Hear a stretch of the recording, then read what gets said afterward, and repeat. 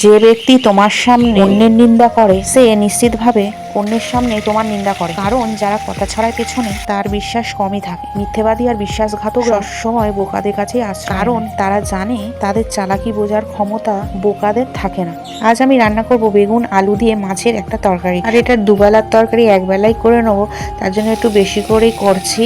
আর এইভাবে করলে মাছটা ভালোই লাগে, আর এই মাছটার নাম এখানে সবাই আয়লা মাছ বলে। তো বেগুনটা আমি প্রথমেই তেলে ভেজে নিচ্ছিলাম, কারণ বেগুনটা বড্ড গলে যায়, আলাদা করে ভেজে তুলে রেখেছিলাম। তারপর লাস্টে আলুটা ভেজে নিয়েছিলাম, তারপর মশলা দিয়েছিলাম। মশলা দেওয়ার পর ভালো করে কষিয়ে পরিমাণ মতন জল দিয়ে ভেজে রাখা বেগুন আর ওই মাছটা দিয়ে ঢেকে রেখেছিলাম। করলে বেগুনটা পুরো গোটা গোটা থাকে, খেতেও ভালো হয়।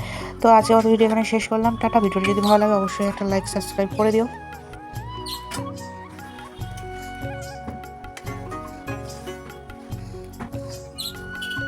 লাগবে